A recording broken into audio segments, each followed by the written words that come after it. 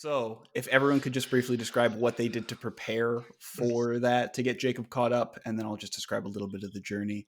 Starting with Pete. So, in preparation for the journey, I went and gathered lots of valuable resources from the mines, and I happened to find somebody who was willing to make a very, very good bargain on their end, probably less of a good bargain on my end, in order to get us rations for the trip. In addition to that, I also studied up and learned a little bit about the outlying areas and different locations that are in and around the world, and I happened to gaze upon a map that was roughly depicting the direction that we're going, so I have like a little bit of an idea.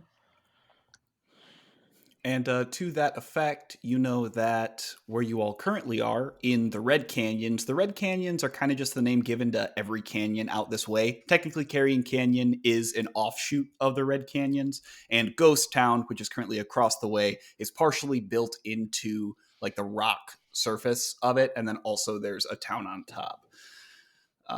Kenneth, what did you do to prepare? I rested, and then I also went to Dr. Victoria, and then she committed what I assumed to be war crimes against my body, um, flash freezing it, and then immediately boiling my insides. But I'm better. I'm okay. I got better. Yes, you underwent a series of treatments to speed up your recovery, but at what cost? 4 gold. Wayne, Also a traumatic experience. Truly. So for preparing, Wayne kind of fucked around a little bit. He traded in a stag hide he had for for 3 throwing knives, and then he found a horse he really wants, but he didn't have enough gold at the time. So after this journey, he's hoping to have enough gold for this horse named Thunder that he really wants. But he went and saw there's because the carnival was still going on or whatever, and there was a thing to catch a greased up pig, and I happened to roll a nat 20 and broke the time, like the record for catching the greased up pig, and I'm now known as the Pig King. Oink oink, motherfucker. Yeah. Aside from that, the journey went really well until you all got into the Carrion Canyons. However, Kenneth ended up on a rope bridge with his horse. The horse got off the rope bridge, but the rope bridge broke. He was swung across to the other side, and now Kenneth also got shot. And now we meet Kenneth having just like single hand bump on top, pulling himself back up. Kenneth, you're in Ghosttown. Guys, Don't let go. All right, we're gonna get you. I'm standing on the ledge. What? Let go of the ledge? No, don't let go of the ledge. Pull yourself up. I am up. All right, then back away from the edge. You all can barely hear each other from across Back away from the ledge and get your horse to back away with you. The horse is still on you all's side. He is horseless over there. Oh, okay. I was confused by that. Yeah. My bad. Yeah. Should I go to the town? No. Hey guys, don't quit actually yelling. Okay. No. Don't go to Ghosttown. Slim doesn't feel comfortable about it. If you go in there, you're gonna get fucked, and then we'll have to come and get you. And Slim's not gonna want to go in there. Am I correct on that, Slim? Us? Yes. Yeah. Okay. Well, then what am I supposed to do? Slim, is there a way around for him to get to us? I mean, I don't think there's any way unless we either delve deeper into the canyon or find a spot to go up, around, and then on the other side. How long would that take to eat a dose? Tell you what, whoever wants to make a nature or survival check to determine I'll how do long it. those routes will take. I'll do it. Gotcha. Shit, rolling like ass. That's 11. Was that nature or Not bad. survival? No, What? That's above average. Wayne, I'd like to point out you are still in your favorite terrain, so you get advantage. Yeah! Let me re-roll that shit. I'll do my best to Oh, remind people of their stuff, but please remember. Roll an 8 this time. Yeah. Nice. Wayne, that's completely adequate. Yeah, so you start doing some mental math, and you're looking around, and you like identify pretty quickly, okay, we could probably head down there. We might not be able to take the horses, but like we could go down and back up. And you guess probably take you about 6 hours to fully descend and come up on the other side to where he's at currently, and then another 6 down and back up. And that's if you're going fast and assuming nothing bad happens. It's gonna take almost all day to get to you, but we can make it work. We're gonna be an extra day on our hike out there, though. DM, how far away am I from the houses? You are currently about 10 feet away from the closest house. You are firmly in the city. There's only one rope bridge which went across. However, you find now that there are many different rope bridges. This whole section of the town were sort of tied together and like pitting into the side. This is like a hanging portion of the town. And as you start to look around, you realize that a wind has kind of started up out of nowhere. And you hear like the whistling of the wind, door hinges slowly creaking open and closed. As you look into the buildings, they just seem far too dark given that it's getting close to midday. Everything is just giving you a very eerie and uncomfortable feeling at this point. Okay. And do I remember what the big scary thing of Ghosttown was? So, what Slim had actually told you around the campfire was that Ghosttown used to be a pretty prosperous mining town. It wasn't called Ghosttown at the time. It was prosperous.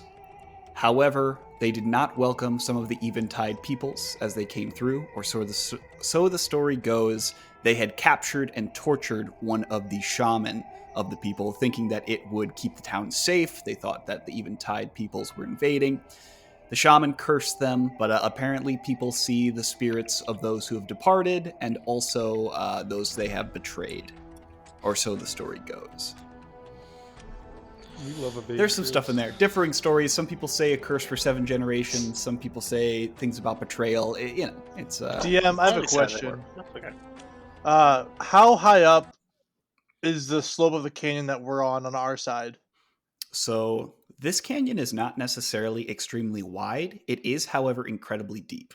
I would say that, literally ballparking it here because I'm bad at math, 200 feet down to the bottom of the canyon. All right, that's However, not it's gonna work. only about 60 or 70 feet across. Like, you can pretty clearly see to the other side. If You could you bet if you had to make a shot, you could take a shot and you could hit someone across the way. I was debating about trying to toss my rope over there and have him like stake in the other side and kind of shoop, shoop, shoop, shoop, shoop across the rope. Well, we don't have to toss it. I can shoot an arrow with the rope on it. Yeah, shoot an arrow at me. No, not at me. Oh, okay. I'll catch it, I promise. I was thinking about casting. And then we could Longstrider on myself then and monkey hop bar on- it across, trying to yeah. hop over. Say again, Pete. I was thinking about trying to cast Longstrider on myself and then trying to hop over. Seems like a long I- way down, though. Yeah. What does Longstrider give you? It just increases your move speed by 10 feet. I'm going to say at this point, I don't want to stifle any creativity. So if y'all want to go with something to try to circumvent this big journey, that's fine, but there will be dire consequences.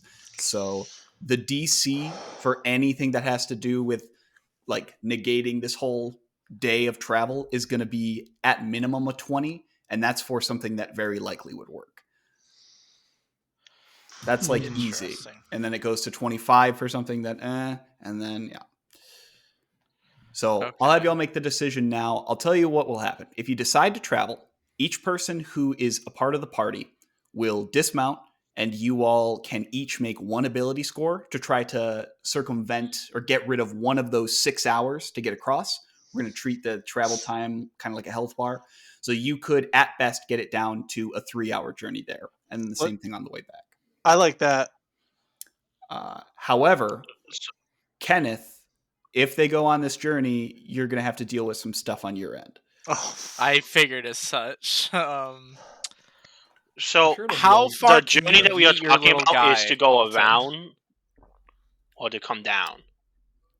Sorry. Either one is going to take you about 6 hours, so it's really Okay. more of a flavor situation. Hang on. Combat-wise, does your little guy do anything, My Colton? little guy? Yeah, your little guy. He does. He's a steel defender. Yes. Because I figure, if anything, that arrow and rope maybe not enough to get me across, but maybe enough to get the little guy across, so I at least have something for help over here instead of just solo surviving Oh, for 3 hours. He won't Oh, do are we too not hot trying if to he's get away from me. to Ghost Town? Wait, he won't do what? He won't do too well if he's away from me. He gets frightened. Oh no! That's so cool, though. we should have brought Calcifer. Oh, we should have brought Calcifer. I thought we were trying to get to Ghost Town. Or we trying? So we try to get Kenneth No, we out don't. of there. We want. I mean, we wanted to avoid Ghost Town because of the curse, but now we look like we have to go through Ghost Town to get Kenneth.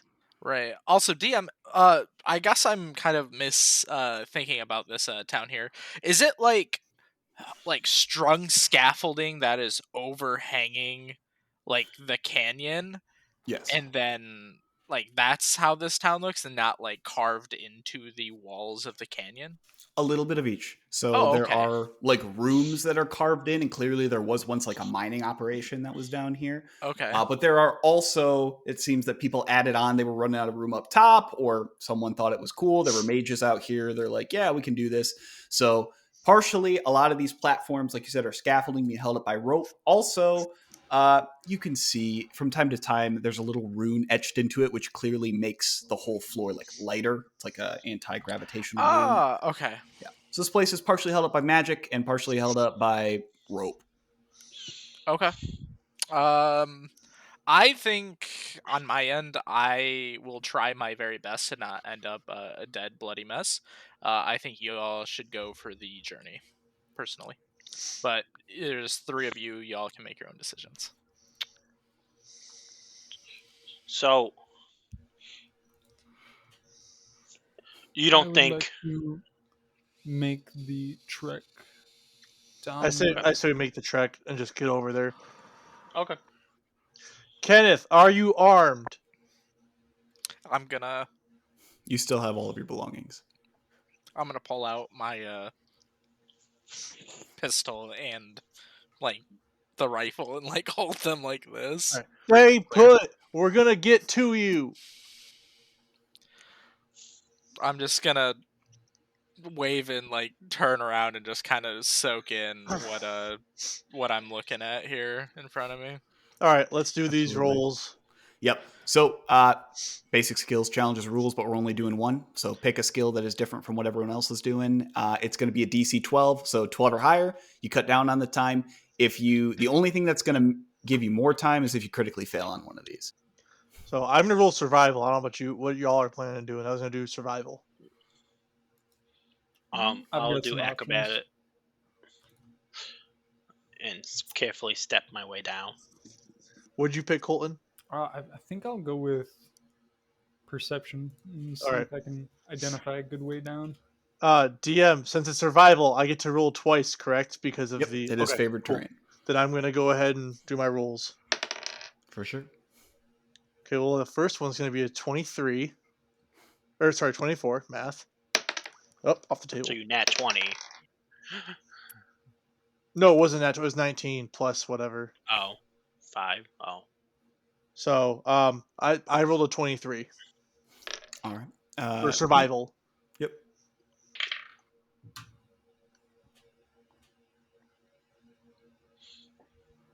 That's 16.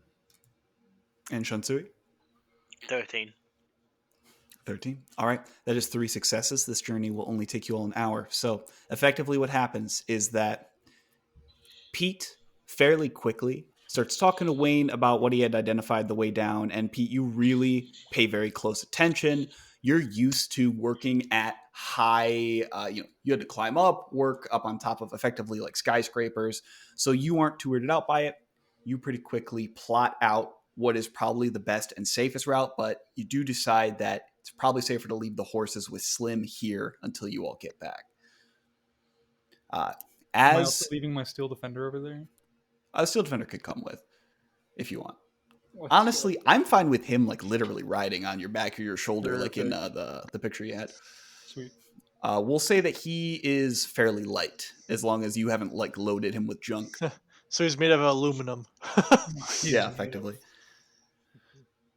Oh, so Slim's staying with the horses, though. Okay. I was about to ask what's Slim doing, so that works. Okay. Yep. Slim, stay back with the horses. You tell the group the route that you're going to go, and Wayne, you listen to him, and as you go, you start making little alterations to the plan, like, okay, make sure we're stepping here. You are leading the way and finding like, oh, that's definitely a better route to go. We could actually take this shortcut, but we'll stick to the main plan. So you're tailoring the plan as we go.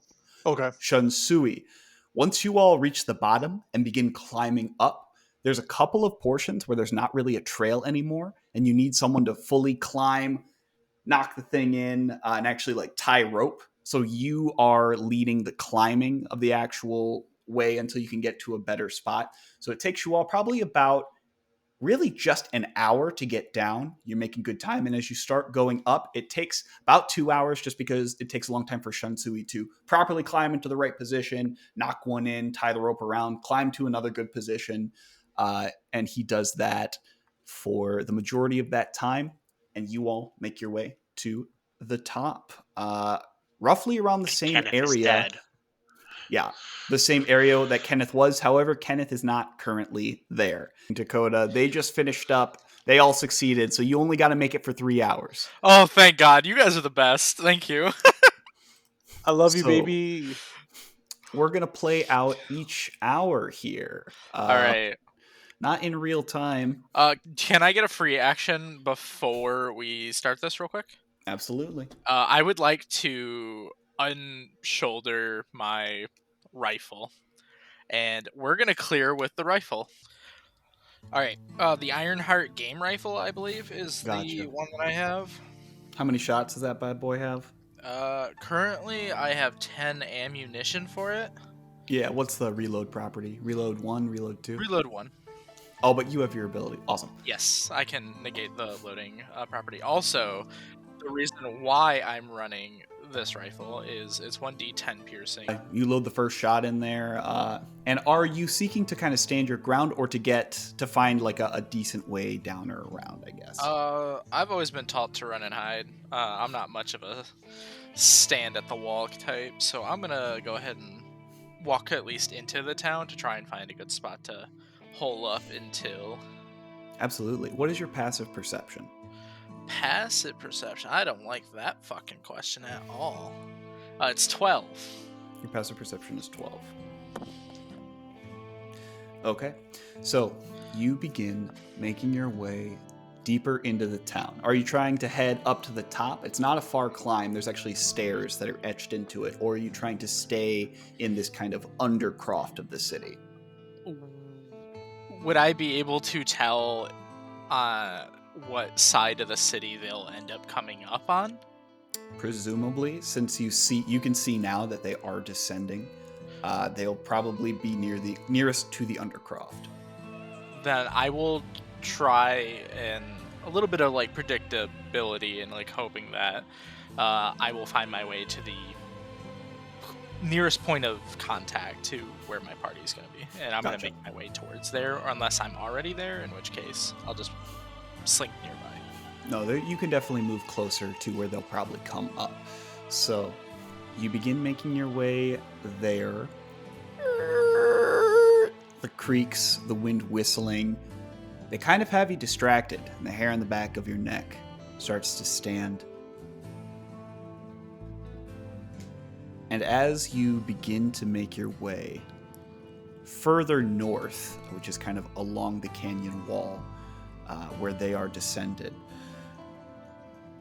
you are surprised.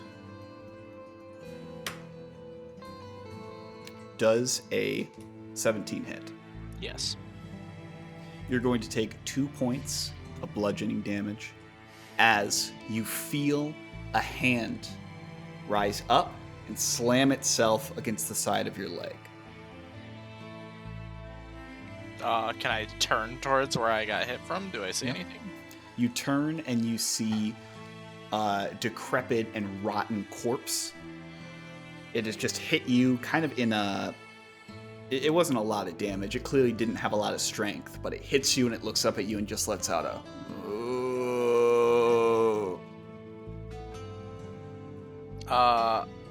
I'm going to disengage from it and just kind of back away. And is there any more of them around, or is it just... Give me a perception check. Awesome. That is going to be 16. 16. There do not appear to be any in the direction you're going, but you do hear, and now that you're looking, you can kind of see some shambling and movement coming from some of the houses that are up here. Okay. Can I tell about how fast he's moving? Like, is he just is he slow, like crawling? Slow. On the ground? He's downright pitiful. This person appears to have, or does not appear to have working legs, like army crawling towards you. Interesting. How close is he to the edge? 5 feet. Can I give a really swift kick and try and like punt him off the edge here? Yeah. I'm going to say you don't even have to roll for that. He's pretty helpless here. So yeah, you kick, knock him, and he slides, and you see him kind of try to grasp and claw and just... Alrighty. I'm going to keep making my way then, and I would like to, I guess, pay a little more attention to where, like, my surrounding... Like, I will take a slower walk towards there for the sake of keeping a lookout on my 360 to make sure I don't get bonked again. Absolutely. As you continue to make your way, scanning the environment around you in the path, you do occasionally hear creaking, moaning, whistling from those other houses that I described. It seems like things are stuck inside trying to get out. Every now and then, you do see that, like, one has, like, partially crawled out of a window and it's going for you, but it can't really do much. However, as you are making your scans and you look up, you see 3 figures that dot the surface. With a 16, you can tell that these 3 figures are humanoid. They appear to be women, and they are each wearing clothes which seem to be well maintained. They're not like shambling or standing in any strange kind of way. They are just all looking down at you, spread apart from each other. There's a solid 30 feet between each one of them.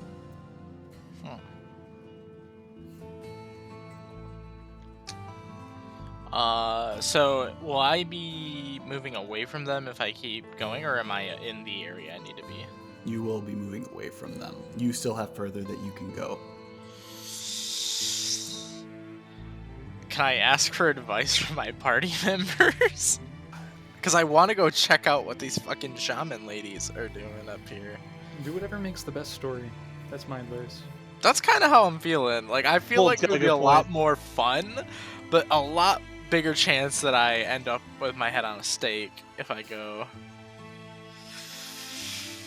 Do they look like they are religious? That's gonna be... You rolled a 16.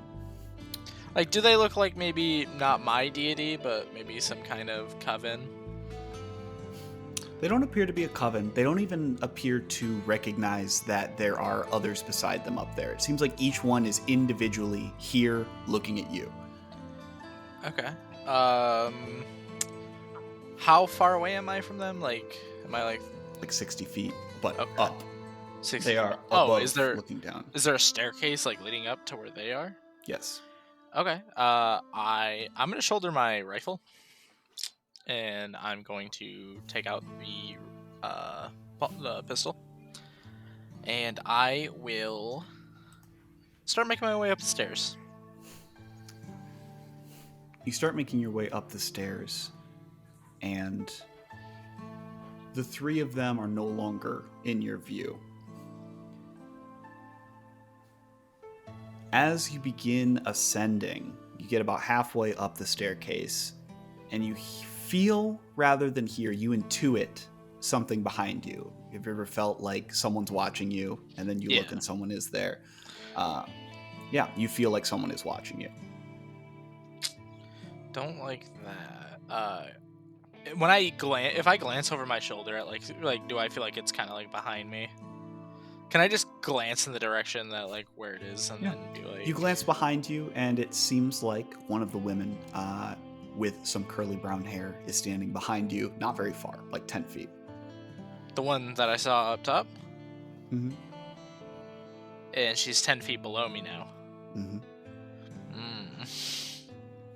It's over, Anakin. You have the high ground.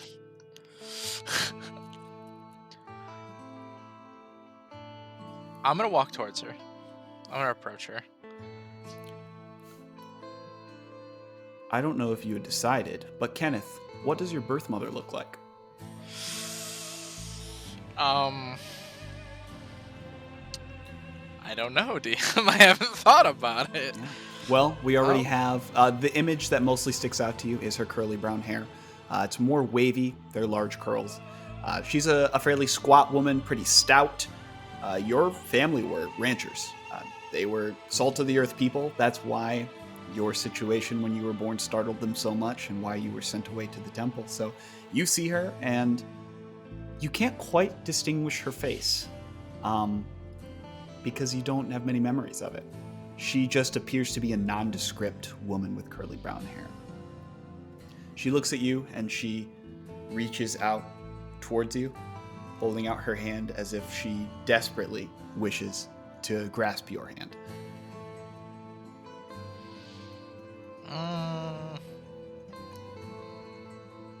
I'm gonna start backing away from her. My reasoning towards it is just I didn't really know my birth mother a whole lot. I don't really have that longing connection that most people would probably have towards their mother. If anything, this is a little more unsettling than like welcoming. It is certainly unsettling, yeah. So I'm gonna walk away. Well, first I'm gonna look around behind me and make sure there's not another one that fucking teleported behind me. Some sneaky As ghost. you turn around and away from her, you see that she sort of slowly dissipates, the image of her, into mist and is blown away like the dust with the wind. You turn around and you see at the top of the staircase a woman looking down at you with a defiant, cocky smile and a mop of red, curly hair. Yeah, I'm a hustle booted up there. Well, I guess I'll still be a little more cautious because a little unsightly. I just saw my mother, but I'll make my way up to Fira. Look at you, little altar boy, all grown up. How far away am I from her now? Like approaching her? Am I About 30 feet. 30 feet. And then if I get like close to her, but not like right like 5 feet within her, like would I be able to peer over the top there? Okay, that's kind of where I want to like slow up my approach. You continue to make your way up, a bit excited, a bit tentative. And as you get there, you kind of stood so that your head is at the level of the ground that she is stood on. She's still about 5 or 10 feet away, and you can kind of scan around. You see that the buildings are all worn and weathered, rusty. Again, the wind is even worse up here. It's really almost hard to hear her talk at this point. And she just looks down at you, hands on both hips, just shaking her head and smirking. And is she wearing one of the robes? She was one of the people that was above, yes. Does she have her shotgun on? She does not. She has no weapon on her. She's wearing very nondescript clothes, a green vest, and just tan shirt and pants.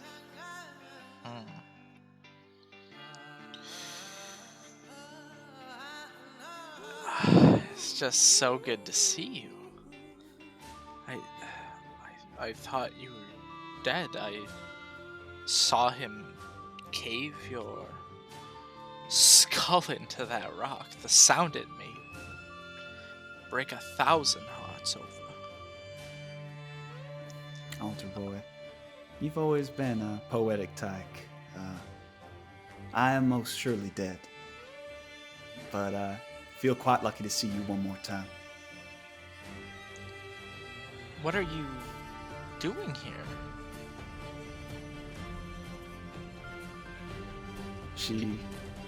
She gets kind of a 1,000-yard stare, and her smile slowly falls, and she says, well, it must be for you.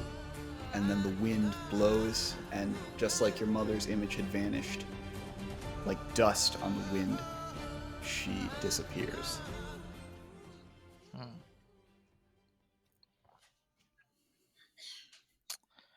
I'm gonna get to the top of the stairs, and How much more city do I see out in front of me upon reaching the top?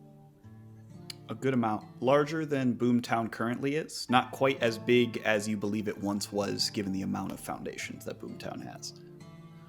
Okay.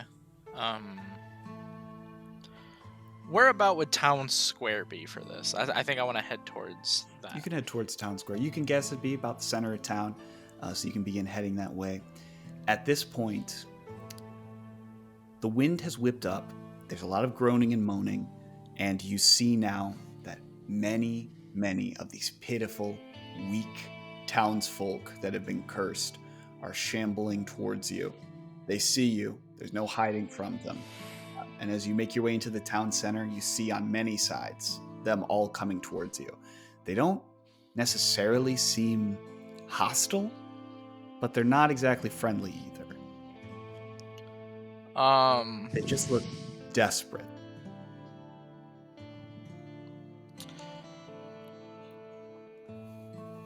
Can I perceive which one of these would probably be the least hostile, like the least willing to swipe at me out of their desperation?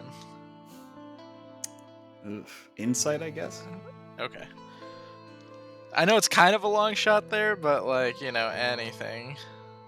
That's a 15 on the dice plus 2 on the mod, so 17. 17. None of them seem like they want to hurt you.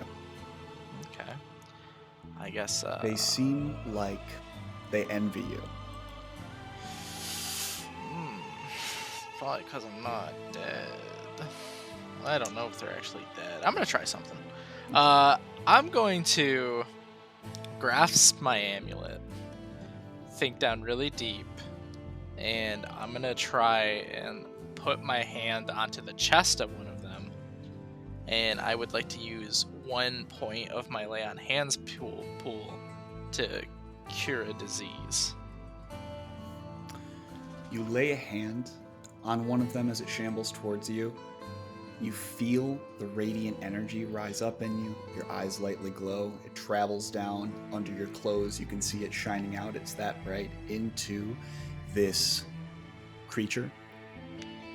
It touches it, and it sort of fizzles out.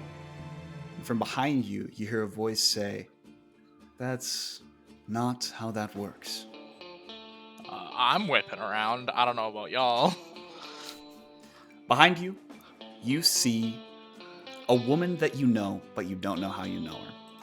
She appears to be a true pioneer, hair bound in a tight series of braids, a very strong jaw, and long and elegant features with a determined set to them. She looks at you, arms crossed, in very plain clothing. Can you give me a religion check? Oh, absolutely. I'm terrible at religion. That's a 4. That's a 4. You look at her, and something's ringing a bell, but you don't know what it is. She looks at you and she says, "That's not how that works."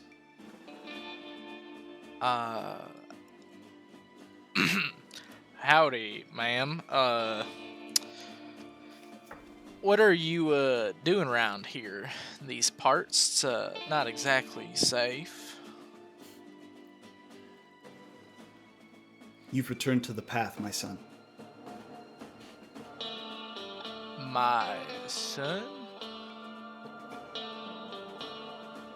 I'm sorry. You don't look like my mother or Fira, who is practically my mother. So I don't know who you are. She looks at you, a bit confused. And then she points a finger at you, and in your mind's eye, you see a gorgeous, amazing stained glass depiction of Kynava. And you realize her face and the face of this woman are identical, though in the stained glass, she's often depicted as this bright, radiant angel wearing this incredible garb. To you in this moment, she has appeared as a humble, simple, pioneering woman. Oh, mother, sorry, just thought, oh, you're kind of. And you're Kenneth. Yeah. You've been on your pilgrimage for quite a while. Yeah. Is it 30 years? I believe we agreed on 10, but, I'm shooting for 40. But all that while, my light never left you. And I cannot thank you more. You sometimes are the only reason that I even get up sometimes. Out of character. This is the in-game reason that you took a level of Paladin. So we're just giving a little story point for why that happened. She looks at you, and she says, I am very happy to see you return. You might imagine that many of my children wander off the path. And while I love them regardless, it's always a joy to welcome them back. She extends a hand out to you. I will graciously, with my head down, go to shake it like I would be meeting anyone on the road. Mm-hmm. When you take her hand, you feel a warmth that you have never felt before. You feel safe and held, maybe for the first time in your entire life. And as you look up for a moment, you see that her face shifts to Fira's face. And she says, I never left you, altar boy. And I never will. She vanishes, and you are left surrounded by those townsfolk. However, now they simply stare as if looking through you and then wander off. Yo, what the fuck? At that point, oh my god! the rest of the party, you all come up to that point where Kenneth had been. You don't see him. Wayne, you very quickly find his footsteps and start following. You see that there was a scuffle where maybe someone went over the edge, but you didn't see him fall. You were down there. I'm gonna start shouting his name too. Yeah. Kenneth, you hear them shouting. Wayne, Kenneth! Wayne. I understand that you are worried, but we have to use our minds here. We ain't got time for that, Kenneth! So I hear them, right? Mm-hmm. I think I'm just gonna stay put for right now. There's a lot A lot to going process. on, yeah. I'm gonna keep following the track that I found. DM, can I roll a perception and see what I notice in the town? Yeah.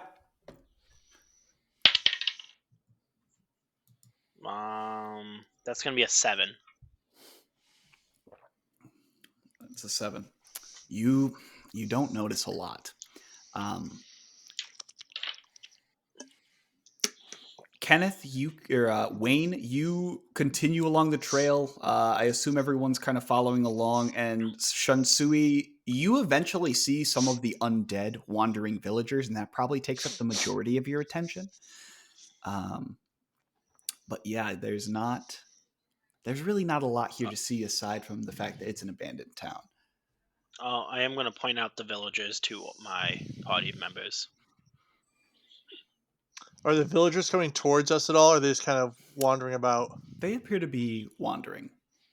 They ain't bothering us. I ain't worried about it. Let's find Kenneth. Make sure he's not one of them yet. And I keep going. Keep going. Yeah, so upon seeing the first one or walking by the first one, could I do an Arcana check to see if there's any sort of spell or anything that's like afflicting these people that I know about? Yeah. Sweet. Okay, that's a 1. That's a 1.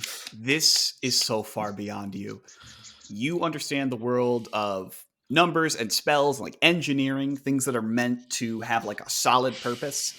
This to you, like, might even eke you out like this is a very different field. This is the kind of thing that you get with flesh and blood and a feeble mind.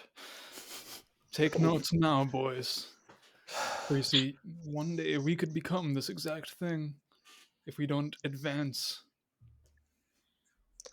But I'm a little scared. I'm sorry, I was not prepared for the rawest line of the campaign. yeah,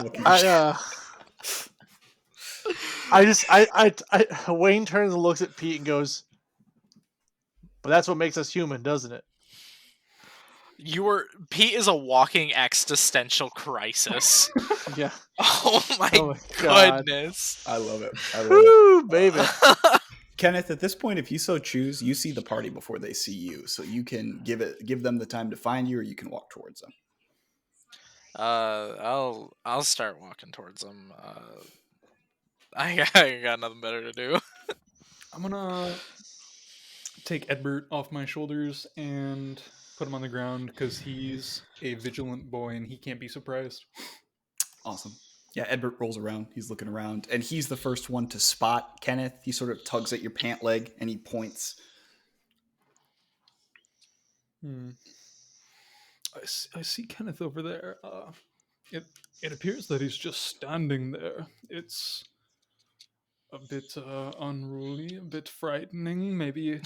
As you say, he's just standing there. I like turn around, start walking towards you guys. Okay, that's terrifying. place- I'm gonna do a stealth check. Wayne's gonna grab his hand axe and a dagger just in case Kenneth's been possessed by something. Okay. Shunsui is gonna approach him. So that's a 16 on stealth.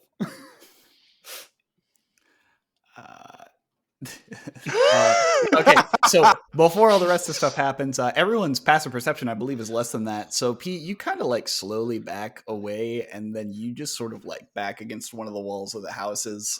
No one saw where you went. However, Kenneth, you see as Wayne brandishes an axe and his palm pistol, and Shunsui begins walking towards you. Kenneth, you all right? This guy's got to be sick of getting shot by everything good in your head right now? You're not gonna try to attack us? What? Oh, at this point, sorry, the wind has completely died down. Okay. I don't know. He's been hit by himself. He could have been possessed by whatever hell's in this Ghosttown. This place is drawing and brings uneasiness to everyone, but we cannot turn our backs on each other.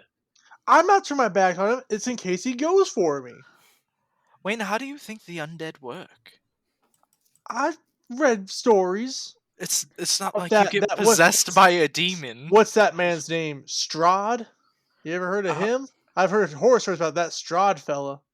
I have no idea who you're talking about. Just stories I heard about the campfire as a kid.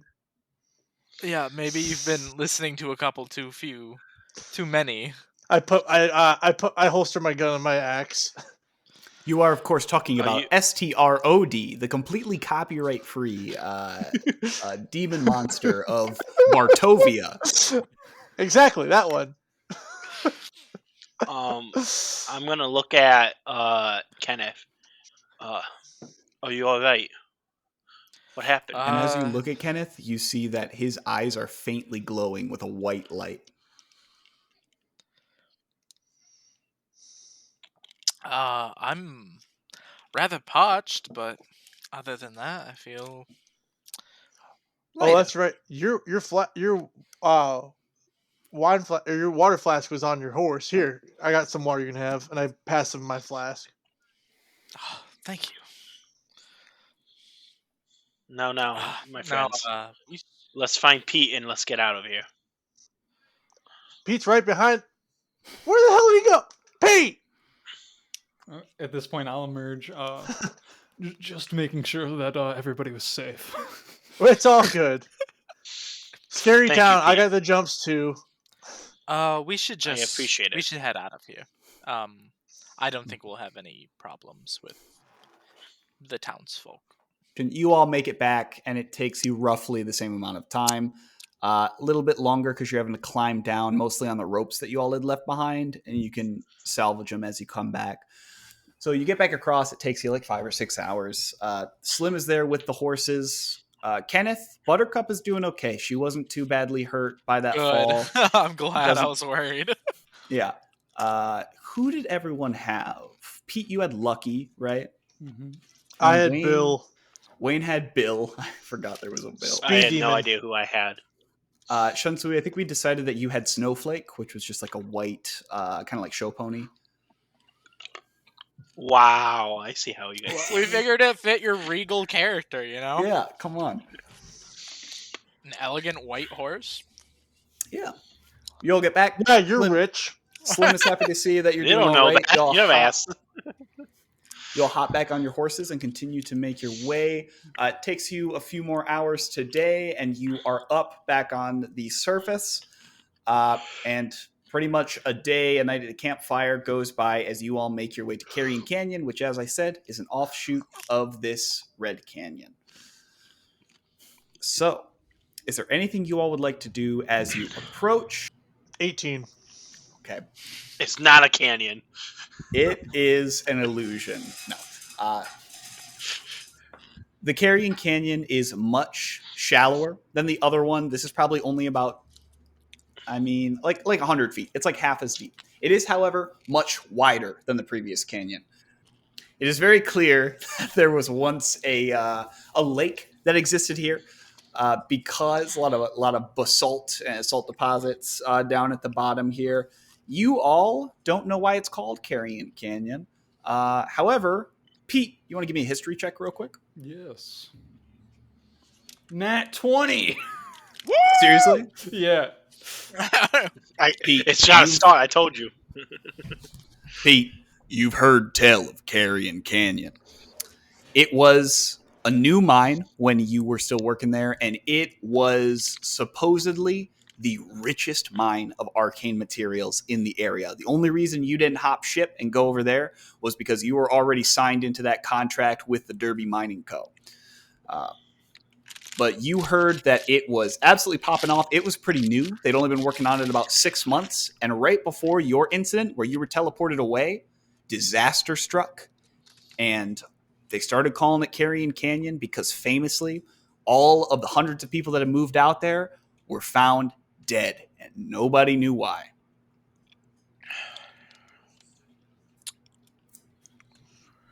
Spooky.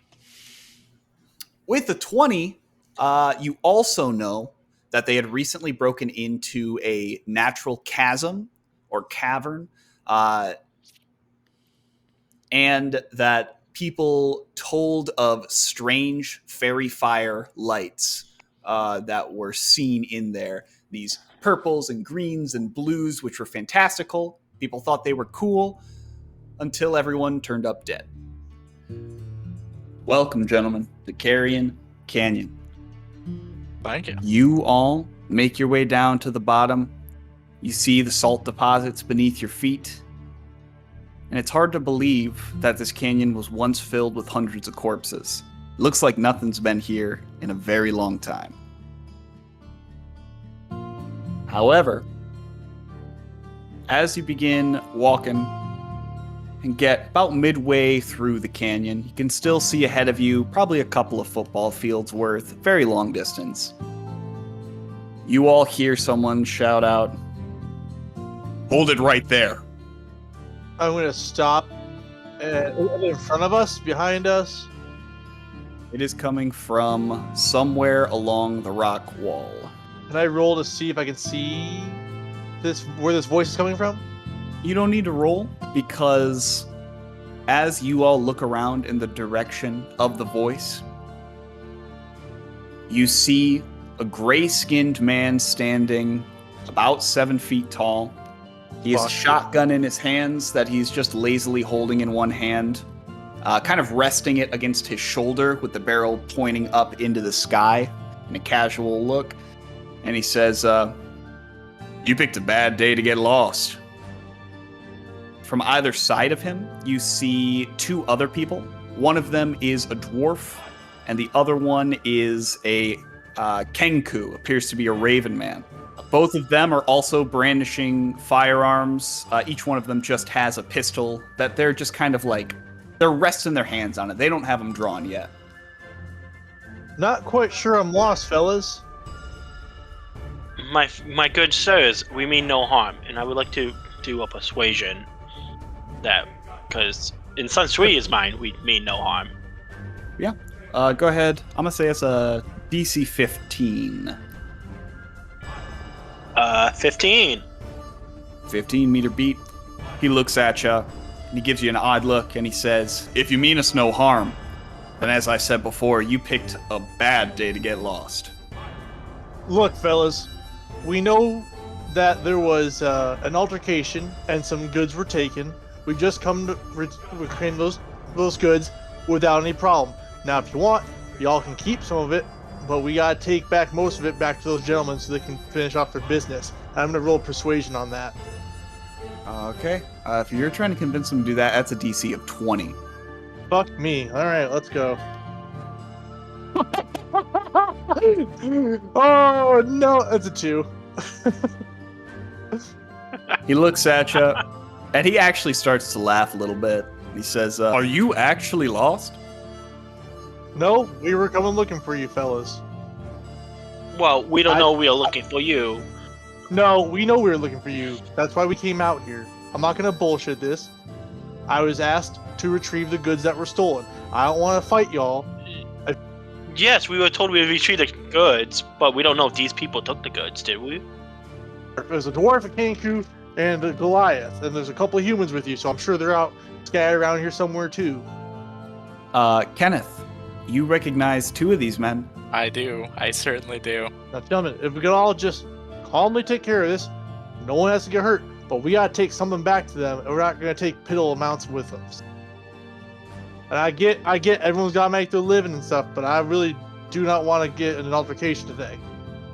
I want to get in here and get back home. To our party, I'm gonna go ahead and say, now, I don't know who neglected to tell me that this wasn't merely just an adventure for fun, but did you really drag me all the way around here to get into a squabble over personal and private property again? There isn't gonna be a squabble, because we're gonna handle this like gentlemen, are we not? I asked the Goliath.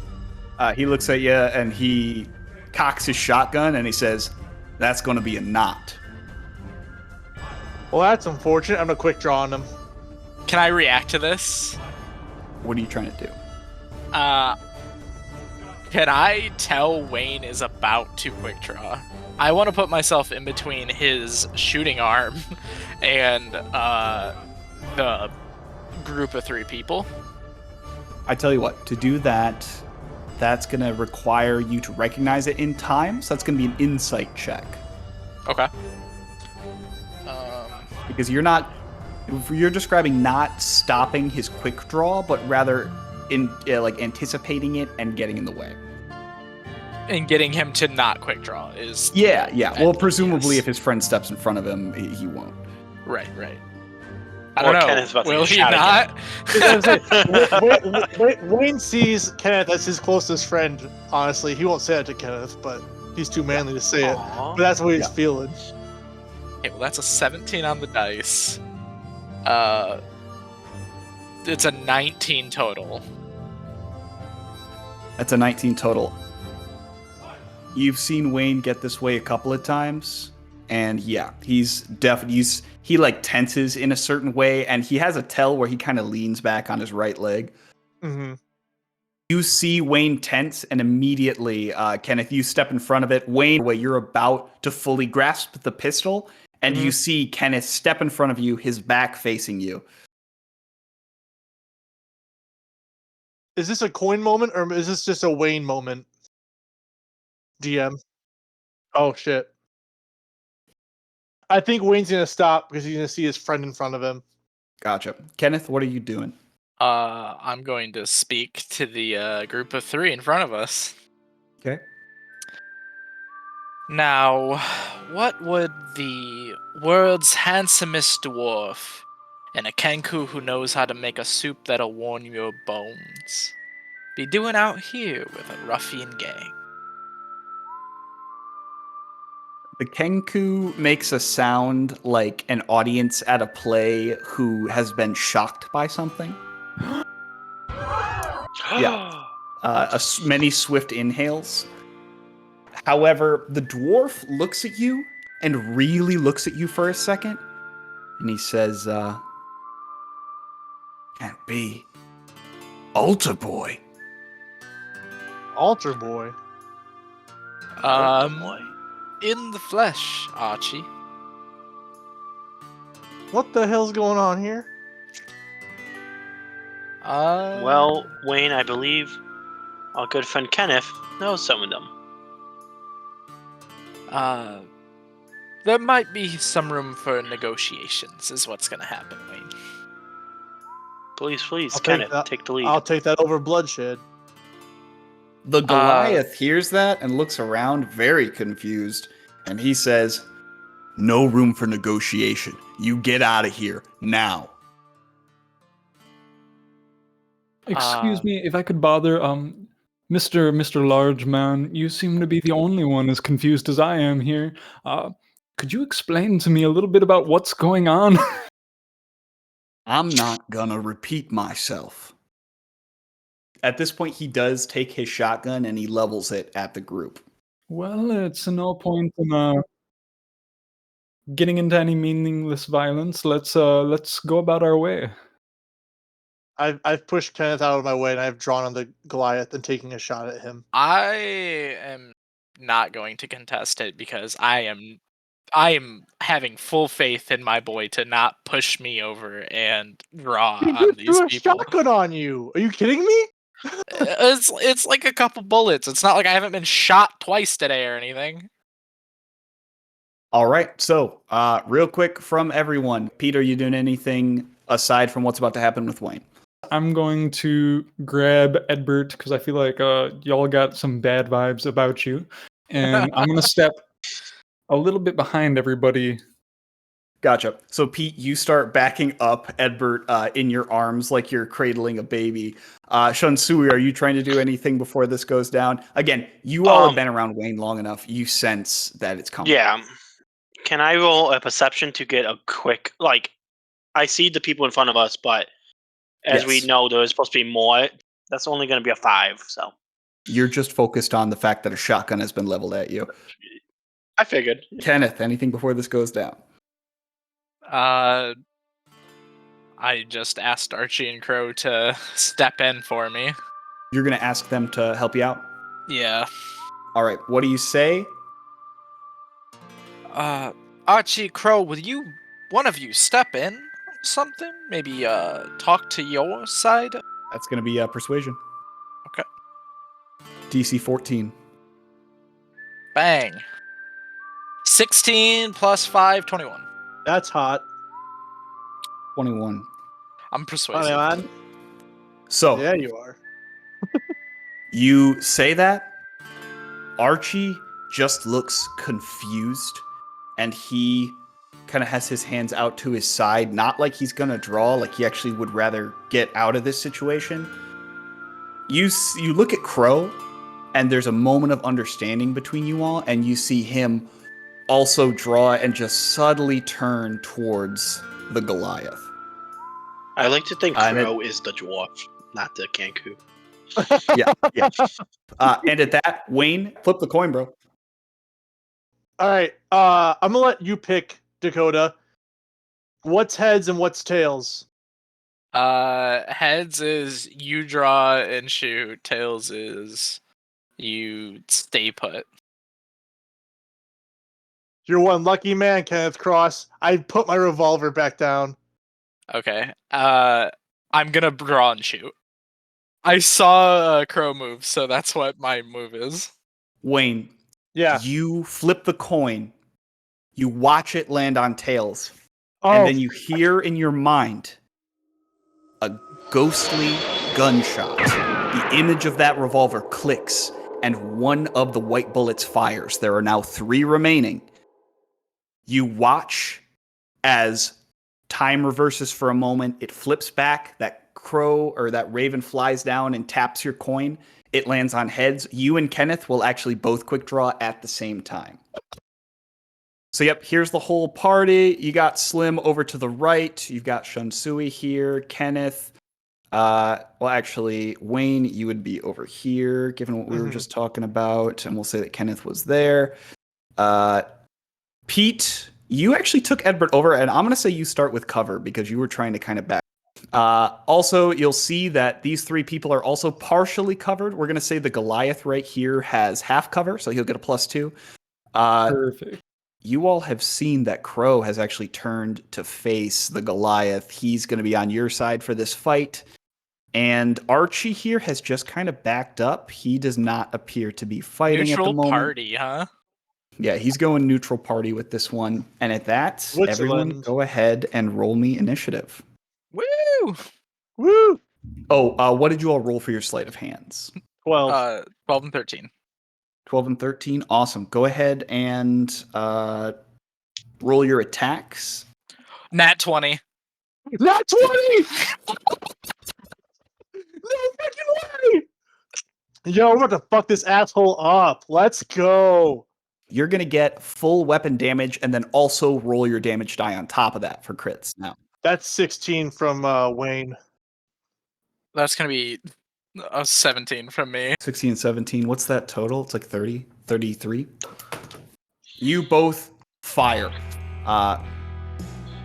Your 2 gunshots sound like 1 gunshot. You both fire and you hit him in either side of his chest. He stands there frozen for a moment, walks up as he gets shot. So he hops out of cover. You both hit him, and as he's like tumbling forward, he's going to fire at you. He will fire with disadvantage, however, because he just took 2 bad hits. Who's in front? Is that me or is that Kenneth? That's me. You're both getting hit, though, because of the scatter property. The scatter property, okay. So should have asked about the scatter, that's okay. That's going to be a 17 to hit both of you. Ouchie. Yep. Ow. All right, that's going to be 12 points of piercing damage. Ouchie. He looks to be barely conscious. He is still standing, probably from the sheer grit of the fact that he's just a tough son of a bitch. But yeah, he's pissed. He looks furious, rage in his eyes, and he lets out a battle cry as he fires that at both of you. We just shot his nipples out, so... I'm going to roll a dice to determine who this goes at. There are 4 party members, plus Slim, and number 2 is Pete. Yes. The one guy that is out of the... Does a 17 hit? Yes. You're going to take 9 points of piercing damage. You all hear a gunshot come from high up in the canyon. And Pete, you are hit in one of your arms as you're like setting down Edbert from up and to the left of you. Oh, I see him up there. At that, it's going to be the rest of the dead man's hand. So we got this guy up here. He's going to run up. He just looks to be a pretty standard bandit gunslinger. And he's going to fire down at Wayne. And that one's going to miss. Nice. That's good, because I'm at half health. Bro is going to peek around the corner here and fire at Rock, the Goliath. Oh, and his gun is going to jam. So his gun misfires and jams. Yeah, that was a 1. And then from high up over here, Jesus, he's way up there. This sniper is going to use his action to reload. Oh. So at that, Shunsui. How close is the Goliath to me? The Goliath is roughly like 20 feet away. All right, I'm going to activate my fighting spirit. Okay. That's going to give me 5 temporary hit points. Gotcha. But also, I'm going to give me advantage on my attacks. And how I picture my fighting spirit is my different techniques. So I am going to go with a dual draw attack. And I'm going to rush to the side of Kenneth, past Kenneth, and as I come up to the Goliath, I'm going to draw both my swords and make 2 attacks, or at least Awesome. 1 to start. With advantage. You dash up. Absolutely. That's gonna be a 18 to hit. 18 hits. Cool. That's gonna be with my long sword first, so that's gonna be, or my katana. 8 points of damage. 8 points of damage. All right. Non-lethal. Okay. Wait, what? And then your second attack? I'm gonna swing with my Wagasaki. A 19 to hit. That hits. Roll damage. And that's gonna be 5 points of damage. 5 points of damage. If you're going for Non-lethal. non-lethal, I'm going to need a medicine check from you. Fair enough. The DC is going to be 15. This is a firefight. Oh, Tensions are high. 17. 17. Okay. So you all watch as Shunsui springs into action. Those 2 gunshots fire off, and you see a third sort of burst of dust as he dashes past you, Kenneth. He has yet to draw his swords, and as he makes his way up, he draws his katana, slashes, and just cuts straight across the chest of this Goliath. And with the second one, he pulls out his wakizashi and just like slits the hamstring of him, forcing him to fall to the ground. And he lets out just a pained grunt and as you knock him down, and he passes out. Next up, Wayne, what are you doing? So I see Big Man go down, and I look up at the guy that's to the left that Shunsui is going towards. And I go, "Your boss is down. You want to drop your weapons or no?" Give me an intimidation check with advantage. Oh, with advantage. All right, stick. Yeah, no, they watched you obliterate that dude. 16. 16. This guy looks down at his boss, looks at Archie, who has backed away and hasn't done shit, looks at Crow, who tried to fire at the Goliath, and he's putting things together and realizing that these odds don't look great. He looks up at the sniper, he drops his gun, and he's just gonna take off at full speed. He's gonna dash as well. Oh shit! Okay. I So was he's expecting him just to run away. absolutely taken off. Next up, we have Kenneth. And I'm gonna take aim at the sniper. 120 feet. So what's your range? 200, 800. 200, 800. All right. So you do not have disadvantage. This is a standard shot with this rifle. Cool. And yeah, I'm just gonna take a little shot. Awesome. Roll it. Since it looks like he's not planning on giving up anytime soon, based He on does what I not see right now. All right. Right. If I miss, it can just be a warning shot. Is that right? 12? And I miss. It's a narrow miss. So yeah, you Okay. fire and you see the wall behind him, sort of a spurt of dust flies off of it as you shoot, and it hits right there. And I'll use my gunner feat to reload. Oh yeah. Yeah, so you fire that off and you quickly reload. We'll say that you even have like your ammo in one of your hands as you draw or as you fire, so you can just really quickly put another one in. Pete, what are you trying to do right now? Perfect. So I'm gonna spin around. Which one was the one that shot me? The one that took off, or the sniper? The sniper up top. That'll be an 18 to hit. Hits, roll damage. Perfect. Love to see it.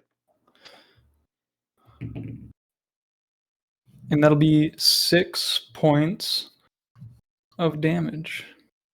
6 So he points gets of damage. fired. fire damage. Awesome. So yeah, you snap your fingers, reach back, and you chuck a fireball up at him. It hits him, and you see as his sleeve like catches, and he has to kind of put his gun down for a second to pat it out.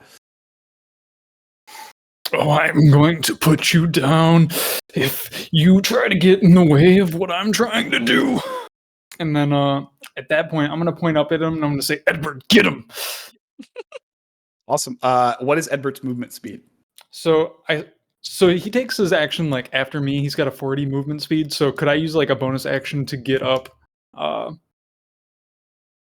Use like a movement to try and hug the canyon or no? Yeah. So you want to go first. You can use your full movement. You've not used it yet. So Sweet. you can, get right here. And we'll say you have full cover. He actually can't hit you from this angle. Perfect. And then Edbert's going after him to the best of his ability, and he's got a 40 movement speed. All right. I believe 40 can get him 6 tiles, right? 5, 10, 15, 20, 25, 30, 35. Oh, he can do more. It'd be 8. 40. And would Yeah, it he can be do 8 from where P is? Or no, it's going to be from where Edbert was starting. So I'm going to say Edbert has an athletic. That's funny. Yeah. You think, because you aren't even sure at this point what he's capable of, that he's going to skitter up the wall. He fully leaps the 20 feet or whatever it is to the top here and just lands. He doesn't even like run towards the wall. I love this. He dips down, leaps from his position 40 feet away into this new position. He becomes like a perfect sphere that like spirals. And yeah, he lands there absolutely perfectly. Anything else? No, he'll leave it at that. he held the record for standing long jump at his Steel Defender College. He did indeed. All right, that's Pete, and then Slim is going to go ahead, and he sees that the situation seems to be handled over here. He's actually going to rush up, try to kind of get some cover here, and just start scanning the rest of the canyon to see if anyone else is around. So that's going to be his turn. At that point, it is top of the round. The sniper sees what's going on. He's going to pull out a horn and blow it. Oh, shit. I knew Good. there was a twist. That's always a good sign. Yeah, he pulls out the horn. He blows it. That's going to be his free and bonus action. And then he's going to take aim. I think Shunsui is probably going to be who he considers the biggest threat at the moment. He just watched him take down Rock. Does a unnatural 20 hit. Yes. That's going to be 9 points of piercing damage. So much. Okay. Yeah. Man, So our Shunsui- DM sure is a funny guy, eh?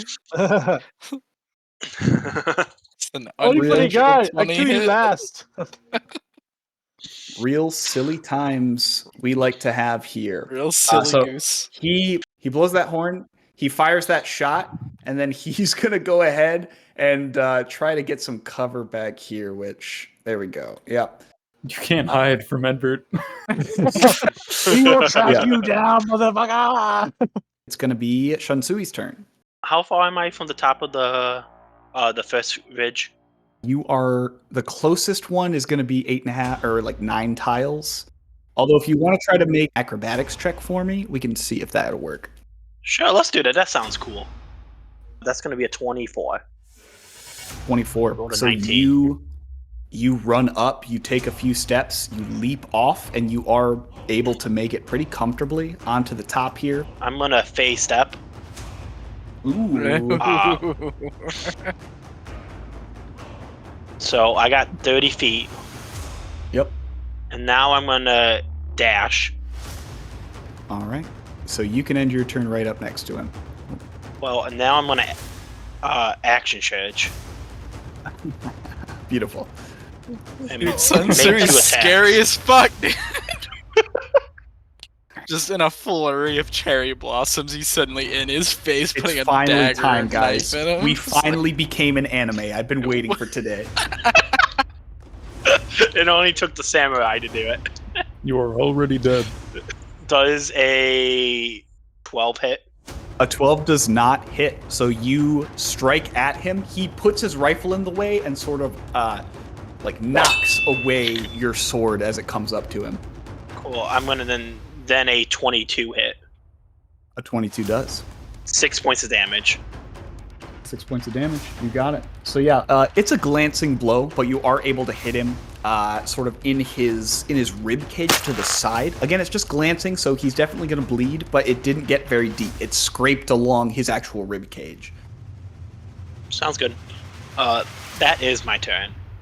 Awesome. So you all watch as Shunsui dashes forward, hops onto a rock, and jumps further than he should be able to. He lands in a crouched position, like one hand on the ground. You see him vanish for a moment as a flurry of cherry blossom petals sort of swirl around, and then he reappears even closer to the sniper. He dashes forward, and not everyone can see this at this point. I think only Kenneth could see. He takes one slash with the longsword. It gets knocked away by the sniper using his rifle like to bolster it away, and then just a scrape across his side with the wakizashi. And with that, Wayne, you're up. So Wayne just watched that, looks over at the Goliath on the ground and realizes he's still breathing. I turn and look at Kenneth. I go, "You all right?" Yeah, I'm all right. Wayne is kind of pissed off because he's got fucking buckshot in his fucking side right now. Yeah, me too. Wayne's gonna walk up with his axe and be like, "Someone's gotta finish the job," and I'm gonna cut off the Goliath's head. I am definitely gonna stop him. Yeah, Wayne doesn't play that game. Wayne's pissed off. So you said that you pull your axe out and you're going to go for the killing blow here, yeah? Correct. Can I contest? Can I contest? Yeah. All right, so contested athletics check here. You're trying to muscle him off. So. Okay. 17 plus 1, 18. God damn it, 14. All right, Kenneth, you barely hold Wayne back. You all are right up next to him. Wayne, you are like pushing Kenneth forward. He is physically smaller than you, but he's just digging his heels into the ground. What are you saying to each other while this is happening? This son of a bitch has to fucking die, Kenneth. I'm not gonna tolerate this shit no more. You need to calm down. We're letting too many fucking people live. Look what happened when we let Weston live. We want another one of those repeats? Oh yeah, and what about your horse thief that you wanted to save so desperately, huh? Should we have killed him on the spot? Alright, fair point. He didn't kill nobody though. This man's actively trying to kill us. Yeah, and do you want the information to be able to kill the worst people, or do you want to kill him now? I figure your old friends over here running with him, they probably know where we need to go. What's the point of having this guy around?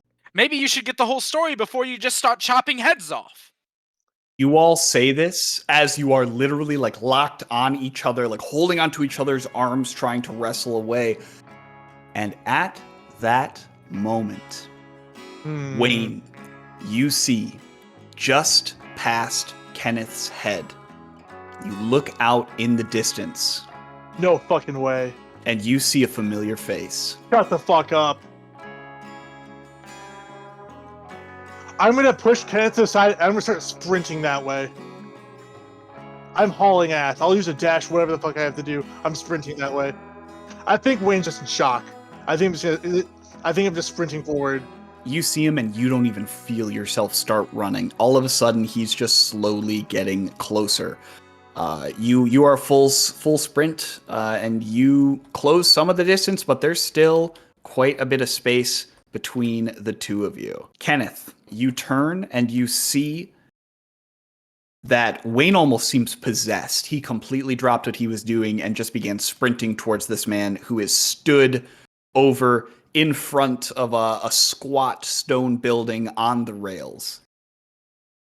I'm going to turn in. Slim, watch the body. Crow, will you help me? And I'm just gonna take off after Wayne. Gotcha. Are you also gonna dash here?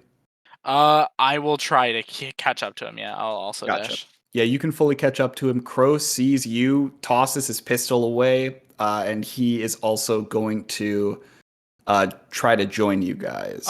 Could I bonus action be able to hand or toss Crow my pistol? Go ahead and give me a sleight of hand. 13? It's a little sloppy, and one of the bullets falls out of the chamber, but he is able to catch it. Okay, and then on my start of my next turn, I will go for the draw of my rifle. That was essentially Awesome. my stow action right there. Makes sense. And yeah, getting rid of it costs kind of the same. It's a free action. At this point, Pete, you don't necessarily know what's going on over there. You hear a struggle between your friends, and you see Shunsui jump up, but that's about all you really know. What are you doing? Yeah, so I'm going to try to climb that wall and just head towards the person who had shot at me earlier. Awesome. That's going to be an athletics. So that's going to be a 14. 14, you are able to climb up. So yeah, you make it to the top. I'm going to say it does require your full movement, so you still have your action and your bonus action. I don't have any like vision on this dude, do I? I just kind of... Yeah, he is fully hidden from you. Okay, I can use my action to command Edbert. So I'm going to have him go try to catch up to them. Gotcha. Try to hop up here, and we'll say, I'll even give you a little extra. He can get to the top here, so he is within like comfortable viewing distance. And I think I like the d20 that you rolled. I think Edbert is very equipped for this, so we're gonna say he's not even gonna have to roll. He is just he was built for this kind of thing. Okay, is he within 5 feet?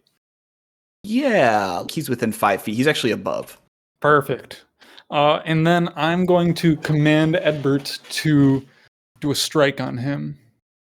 Gotcha. Roll it. Perfect. So that's a 15. Meet or beat, that meets. Roll damage. Perfect. Wait, that's 1d8. Sorry, I'm like grabbing die. All right, so that's 4 damage. 4 points of damage. All right, so Edbert actually fully drops onto his head and just kind of like starts squeezing, and you hear him let out a... He's gonna pop his fucking skull. It's terrifying. Edbert is a machine. It's going to be the sniper's turn. He's just going to use his action to try to like claw Edbert off of him. So he drops his rifle and he's just trying to get that thing off his head. And he's 100% going to fail that. So he wastes his action attempting to pull this metal thing off of his head. You all are dashing towards Lotdale himself.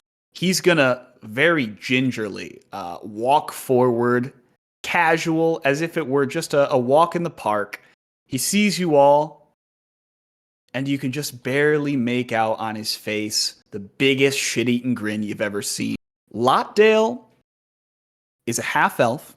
He's wearing a black long-sleeve shirt that's a button-up and black pants, as well as silver boots and a silver bandana around his neck. He's got fingerless silver leather gloves, and he has a single pistol at his side.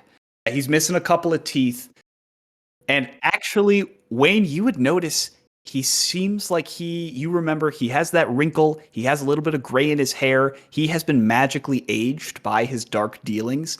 And at this point, he actually almost looks the same age as you from a physical standpoint. He holds out a hand, and he is going to send an Eldritch Blast at you, Wayne. Does a 17 hit? Unfortunately. It's going to be 6 points of necrotic damage. Can you make me a strength saving throw? DC 12. 21. 21. You feel like this energy should push you back, but you're able to shoulder it off. You get hit, it hurts, but you don't move backwards. Okay. This might be a short-lived affair, guys. Wayne's not looking good.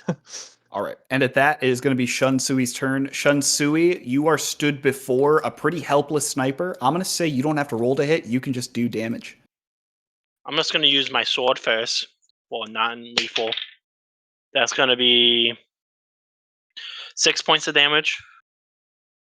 Is my katana. And then if he's still standing, that's going to be another 6 points of damage with my Warasaki. Yeah, he is knocked out. So you actually take a slice at him with the katana, and you try to choose a spot that's away from any vital areas. He falls to the ground, and you actually just hit him in like the side of the neck with the hilt of your wakizashi. And the blunt trauma you just watch as he like snaps, and then he just goes limp. He is still breathing. He's alive, but Edbert also at this point crawls off of his head and like hits him a couple of times, just like slapping the side of his head, not doing damage to him. Then for my free action, I'm gonna save my swords. I want to move my movement, but I also want to pick up his sniper. Yeah, if you That's just okay. want to have it with you, that's fine. You can grab it. Cool. And then I'm gonna move my 30 feet. I'm gonna also say that Edbert hopped on. He like hopped on your To my back as you shoulder. were running away. Yeah, so or your shoulder. So he's gonna be right with you here. All right, good. I'm gonna give him a little pat and be like, "Good work, my friend. Thank you for your assist." Also, just a side note, the Steel Defender is a mountable creature. All right, Shunsui, that's you. Wayne, you're up. Yes. What's the distance between me and Lotdale? 130 feet. Ooh, okay. I'm gonna take my 30 feet of movement to get closer to him. So yeah, you move up, Wayne. You're now within firing distance. Wait, what weapon did you have? You had your hand axe and your pistol. How many shots does your pistol have? I never reloaded it. Yep. So you got your pistol, you got your axe. If you want, you can pull out the marksman's prize next turn, but there's not actually anything you can do at this moment aside from reload your palm pistol. I'm gonna cast Blur on myself. Okay. I don't think I'm gonna make. Wayne's probably gonna die, so I'm gonna cast Blur. What? Yeah, Wayne. I'm so at you 10 HP, so I'm not gonna make it out of this. So I use Blur. Wayne, you start stepping forward. A fast, determined pace. You're not running necessarily because now you see there's nowhere that he can run to at this point unless he went back into the mine. So you are striding forward. You mutter an incantation that Darva had showed you once while traveling in the forest. And you all see, well, Kenneth mostly, you're the one here. You see as Wayne's physical form seems to shift. It's like you're looking at him through a fire. Sometimes he looks like he's here, sometimes there, but all kind of within the 5-foot space. I believe now attacks have disadvantage to hit you, right, Wayne? Awesome. So yeah, you are fully Miraging. All right. We got your back, Wayne. I will also say, rule of cool, if you want to throw your axe at him, if you get a good roll, you could hit him. Let's go for it. Fuck it. Why not? Wayne's got nothing. Wayne literally has nothing to lose. So His life. I don't think he cares. That's the thing. Wayne has stopped caring. He's seeing red right now. Well, start seeing his life. Nat 20! Motherfucker, hell yes. Let's go. Let's fucking go. All right, Wayne, give me that damage. Holy crap. That's a 9. You, in a Hail Mary, out of pure rage, and you feel your exhaustion in your body, chuck your axe at him. It flips, flips, flips, flips, and it hits him square in the chest, but you see that he partially caught it and was able to slow it down. Does dig into him, and he seems to be in pain. And at that, he's going to look at you and say, "You're so predictable." I'm not gonna reply to him. I'm just gonna keep walking at him. Yeah. At that point, Kenneth, you're up. Is this a bad guy? Seems like it. Seems like it. Okay. Jerome, don't give anything away yet. Can I go ahead and move my movement speed just 30 to the left though? Yes. From where I was? Say that. Oh, just to the left of where you were. So you're by Well, Archie. no, sorry, like left diagonal. You had the right idea. Yeah. We'll say that. That's roughly good. Sure. And I'm gonna. Wayne doesn't like this guy. I'm gonna shoot at this guy. Sure. Sure. So with my rifle, bink. It's gonna be a 17 plus 7. Hits. Okay. Give me a D10. Where's that? D10 It's going to be a 3 + 3. It's going to be 6 damage. 6 damage. You got it. All right. You jog over. You raise your gun. You fire at him. It's a little bit wide, but it does end up catching his left arm, which is the one he shoots from, and he lets out just the smallest grunt as it hits. At this point, you hear Archie behind you say, You don't know. You don't know what you're doing. And Crow is going to run up at this point as well. And he lets out a sound. It's an old trick that he used to do. He knows that you would recognize it, where he is basically saying to you, like, danger, do not proceed. And it's like a particular bird call. Got it. At that point, we got Pete. What are you doing? Yeah, so do I see that man go down? I know I saw Edbert run off, but You hear him go down, and you can safely assume that when Shunsui and Edbert leave, yeah. okay. I'm gonna take a glance around and see if I see any reinforcements on the way from when that dummy did the call with the horn.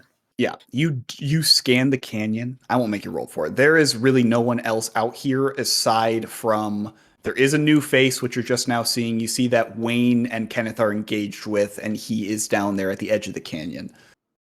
Okay. I'm gonna start sprinting that way. I'll just move my normal movement speed. Gotcha. Normal movement. Do you want to use your dash as well? I'll dash up an extra movement so I can get within 120 of them. I'll just move over to Edbert and I'll have him do his entire movement in that person's direction as well. Gotcha. Yeah, and Edbert will actually say can get up right next to you here. Perfect. Yeah, Slim was scanning the canyon, and we'll actually say he's kept pace with you all pretty well. So much for staying by the body. Yeah. Oh, that's right. You had told him to stay with it. So I didn't. Kenneth did. Sorry about that. Yeah, Kenneth had told him. He took that to heart. He does see what's going on at this point, but he hasn't made a move to go forward yet. He's kind of just behind the rock, just trying to get an idea of what's going on here. So at that, it's going to be Lotdale's turn. Lotdale is going to walk up next to the minecart. Is going to raise that hand up with the axe still in it and fire off another Eldritch Blast, but like through his knuckles as if he were punching forward. And he is actually going to send that one at Kenneth. Don't do that. And he says as he does it, I see you've made some new friends. And I assume that a 21 is going to hit. No, probably not. Yeah, 6 points of necrotic damage, and you're also going to strength save DC 13, I believe I said. Yes. I'm sorry that the tank ran away. We went to go fight a big bad. 14 on the dice. Wait, plus my saving throw mod would be 17. 17. Nice. All right. So yeah, you also feel like there's something pulling you back, like you should be moving forward, but you're able to hold your ground. At that point, Lotdale looks and he sees that neither of you are moving. And he's going to say, oh, no. No. We don't play by your rules. We play by mine. And he snaps his fingers and he is going to vanish. You see him appear at the mouth of the mine for a moment, and then he delves into it. We are out of combat. How are you all preparing to enter the mine? Ooh. I don't know if Wayne's gonna be able to. Wayne's like, I'm. If you look at Wayne, he is just drenched in blood. Yeah, Wayne is heaving, covered in blood. It seems like the only thing keeping him up right now is pure spite. Shunsui would like to go in first. He see that his friends have been taking a beating, and he feels like he needs to do his part, and he's gonna go in first. Absolutely. Slim, as you all are kind of regrouping, he comes up and he says, what do you guys want me to do? I'll help however I can. You corner him, and I fucking end his life.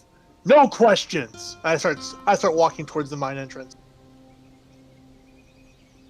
Archie says, dark dealings. You don't want to go down there. I have to finish this. And Crow again goes over to you, Kenneth, and just continues to make that danger. Do not enter. If I recall correctly, and I know for a fact that I do, I'll key you in on a little known secret about this area. I reckon that mine that gentleman has just stepped into is the same mine known for its magical and arcane properties, the likes of which none of you have likely ever seen before in your life, and granted, if you do go in there, you may get to gaze upon it once, but that'll be the last time that you gaze upon anything.